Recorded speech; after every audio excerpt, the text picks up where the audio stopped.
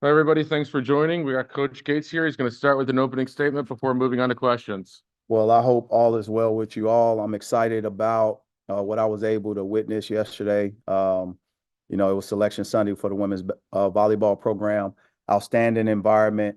Congratulations to Dawn Sullivan and her girls, her staff. Obviously, SEC Coach of the Year. It's a tremendous, path that they've taken. I've been able to watch their practices throughout the year and then to see the growth that they had in their program from the very beginning of the year to now is tremendous. She's excellent at player development, unbelievable teaching environment, unbelievable learning environment, fully engaged. And you could just see the season unfold in a direction that they were able to celebrate yesterday.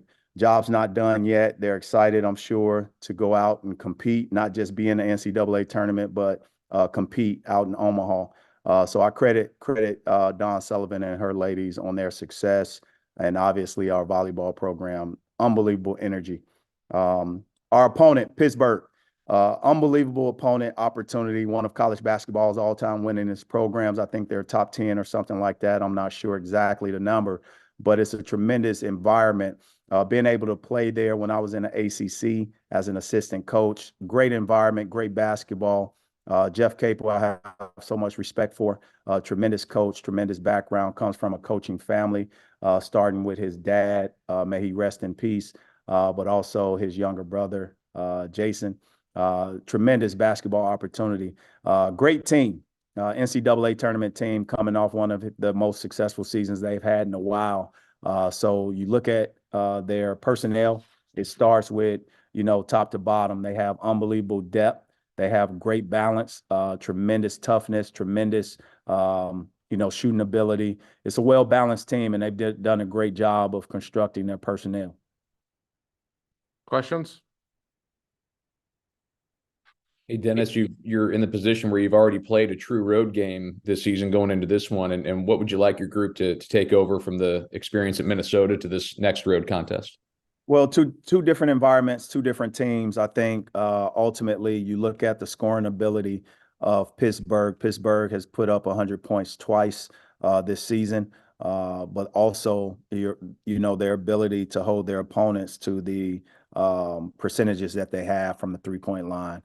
We got to be able to knock down our shots on the road and concentrate and not wait until that second half. So we're going to go out there focused on being able to catch and shoot. And obviously the environment will pose the threat. We just got to focus and execute the game plan for 40 minutes. And that's where we look at playing 40 minutes of basketball to the best of our ability. The other thing, we got to have a positive assist to turnover ratio. I don't think we gave ourselves a chance versus Minnesota until we started to take care of the basketball. And I think ultimately that begins with our veterans and obviously, the younger guys when they get their opportunity. Last thing is being able to get to that free throw line. We were 15 for 24. You look at it from the standpoint of the 1-and-1s we missed, that was 15 for 30. We can't shoot 50% on the road and expect to win the game. So we got to be able, however many free throws we get, we got to execute at the free throw line. You talked a lot about the last game, that you didn't really see as much consistency within your team. What have you been doing with your players to help build that consistency heading into a difficult road slate? Well, that's a great point that you make. I think it comes game by game as you continue to get better. But also, guys, their roles are definitive as you continue to play games. And I think, and I know just from conversations, our guys are starting to fall and settle into their roles. The other thing that you look at is the big picture of a season. Different things comes and goes, and we just got to be prepared when our numbers are called. When you talk about consistency, guys like who have returned, like Noah and Nick and even Aiden, what do you want to see from them to maybe help get that consistency that you're hoping to see across the board? Well, I think just the confidence, just going out there knowing what we have to do, playing a style of basketball that we're used to playing, but more importantly, going out there one possession at a time. You can't predict the outcome of games, but you can predict possession by possession, second by second. And we just want to be able to make sure those guys are consistent in their seconds. And if we're able to do that, we'll be able to put ourselves in a position that I think will give us an opportunity. And that's all we want on the road against a great opponent, is to have an opportunity at the end of the game. And ultimately, that's what we gave ourselves at Minnesota, opportunity. Coach, I believe Pittsburgh's averaging around 48 rebounds per game. How do you kind of limit their opportunities on the offense and defensive boards, and who are you really calling to step up in that way? Well, it's by committee. I think they're averaging 48 and only giving up 31 to their opponents. Some of that is the percentage that they're shooting. They're shooting a great percentage on the offensive end at 45 to 50%. You look at that, there's not many defensive rebounds for another team to get.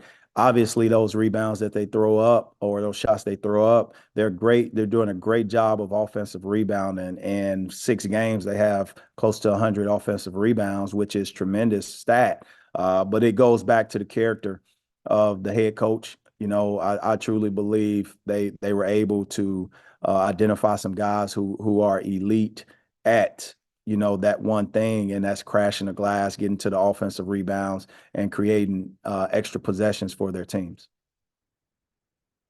Coach, you mentioned a little bit earlier just that Pitt doesn't allow a lot of teams to shoot well from beyond the arc. I think they're at 23.8% opponent three-point field goal percentage. Just what have you seen from them that they do well to limit those opportunities, and what's kind of the challenge there for your system? You know, they do a great job in their defensive scheme. They try their very best, and they do a very good job at contesting shots. And ultimately, when you're able to contest the shots that they're contesting, they're forcing one more pass. They're forcing another pass after that one more. They're forcing where you would think it's a one more pass shot. They're forcing 2 extra passes after the one more shot. And they're doing a great job of scramming out on the weak side and even making an extra play defensively. They're not giving up many turnovers, meaning as a team, they only have 60 turnovers in 6 games. That's 10 turnovers a game. So they're doing a tremendous job of making sure they're getting to the foul line, but also that they're getting shots up, and those shots that are missed, they're being able to create different possessions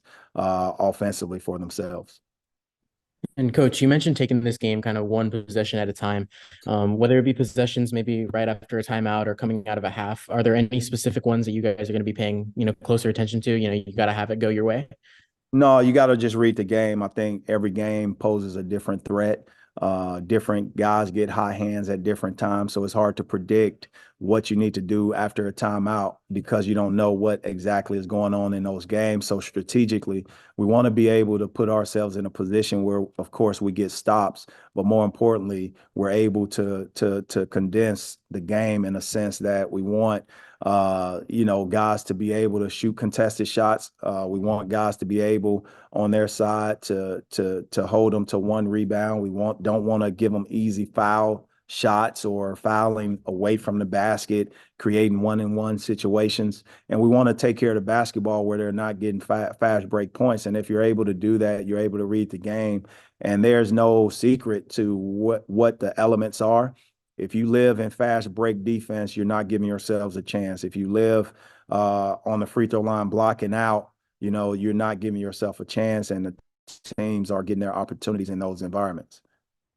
Coach, and what you've seen so far, just kind of how do you go about slowing down Blake Hinson on the offensive end? Well, you're talking about an all-conference guy.